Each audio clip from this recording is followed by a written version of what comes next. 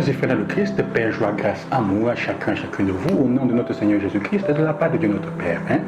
Dans ce mercredi de la 4e semaine du temps de Pâques. Le texte que nous écoutons aujourd'hui à l'Évangile est de Jean au chapitre 13, du verset 16 à 20. Et c'est le chapitre après le lavement des pieds. Jésus a lavé les pieds des disciples. Et il leur fait ce discours pour leur dire pourquoi il l'a fait. Mais ce sur quoi je voudrais m'appuyer aujourd'hui, c'est il y a un peu une question, je ne sais pas comment dire.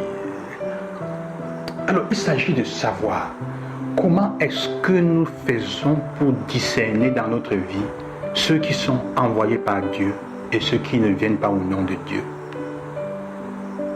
Parce que Jésus dit, si quelqu'un reçoit celui que j'envoie, il me reçoit moi-même. Et celui qui me reçoit celui qui m'a envoyé.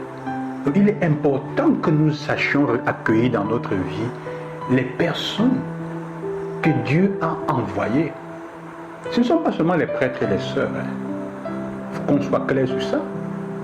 Ça peut être toute personne qui entre dans ma vie. Mais comment la reconnaître? On peut recevoir indistinctement aussi n'importe qui dans notre vie. Il y a un danger et des personnes vont finir par nous faire du mal, par nous blesser. C'est un risque aussi. On se tromper sur la personne qui est dans notre maison, ouvrir la porte à quelqu'un en fait qui est un serpent venimeux. Alors il est nécessaire que nous ayons les critères pour reconnaître, recevoir ce que Dieu envoie. Évidemment, nous devons ouvrir la porte à tous, mais il faut reconnaître ceux qui sont envoyés par Dieu. Tout le monde n'entre pas dans notre vie étant envoyé par Dieu.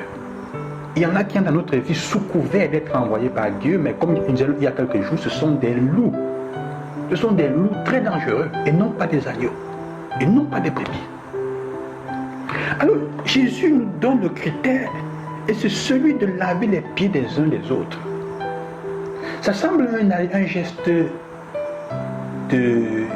d'humiliation. Mais je vais comprendre qu'en fait, c'est le geste du vrai roi.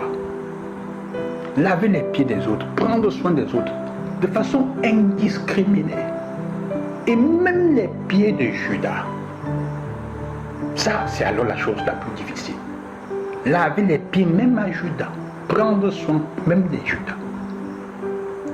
Ceux qui sont envoyés par Dieu sont ceux qui sont capables de laver les pieds des autres. Ceux qui sont capables de prendre soin des autres. Ceux qui sont capables, au milieu des problèmes, au milieu de difficultés, de répondre à l'insulte avec un sourire. Mais pas un sourire de dénigrement ou un sourire hautain. Avec un vrai sourire d'appréciation et de laisser passer les choses. Vous reconnaissez normalement, si vous êtes attentif, quand quelqu'un dans votre vie est une bonne personne. Si la personne porte de bonnes énergies. Si elle vient vraiment au nom du Seigneur, il faut qu'elle soit capable d'écouter. Qu'elle soit capable d'être serviteur, d'être un servant ou serviteur. Parce que le serviteur n'est pas plus grand que le maître, dit le Seigneur. Ni un envoyé plus grand que celui qui l'envoie. Quand les gens arrivent dans votre vie et disent qu'ils viennent au nom du Seigneur, mais ils commencent à se comporter comme ils étaient supérieurs à Dieu. Ils commencent à vouloir prendre la place de Dieu dans votre vie, comme je disais il y a quelques jours, à la gouverner, à la diriger, à l'orienter, à vous indiquer ce que vous devez faire. Alors que Dieu laisse libre. Il ne force personne. Il faut que nous le sachions. Un des critères, c'est le fait que si quelqu'un commence à vouloir nier ta liberté, la liberté, c'est la capacité de choisir ce qui est bien. Il faut se méfier. Il faut se méfier.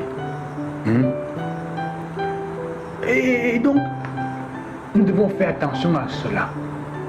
Si les gens tentent de vouloir diriger notre vie à tout prix contre notre gré, ce ne sont pas nécessairement des envoyés de Dieu.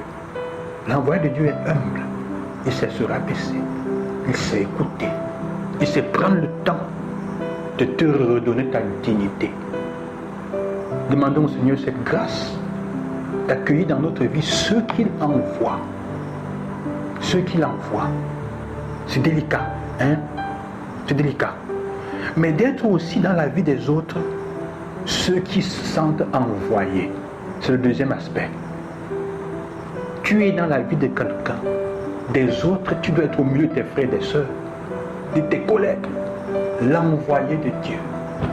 Celui qui prend soin, qui lave les pieds aux autres. Je rappelle, ce n'est pas un geste d'humiliation, c'est un choix de liberté. Apprendre à servir, ce n'est pas en dessous de la dignité. Non. Laver les pieds de nos frères et nos sœurs ne nous diminue pas. Ça n'enlève en rien la valeur à ce que nous sommes. Mais au contraire, ça montre la valeur de notre dignité, ce que nous sommes. Servir ne signifie pas seulement laver les pieds de ceux qu'on aime. Ça signifie aussi laver les pieds de ceux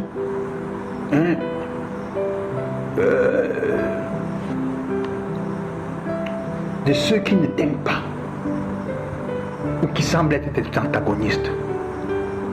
Apprendre à laver les pieds même à Judas. Demandons cette grâce au Seigneur, chers frères. Je la demande pour vous aussi. Que vous deveniez dans la vie des autres une bénédiction, des envoyés. Et que vous demandiez au Seigneur la grâce de reconnaître dans votre vie ceux qui sont envoyés, les vrais, et non pas les faux, aussi pour votre sécurité. À demain, je vous bénis au nom du Seigneur. Loué soit Jésus-Christ.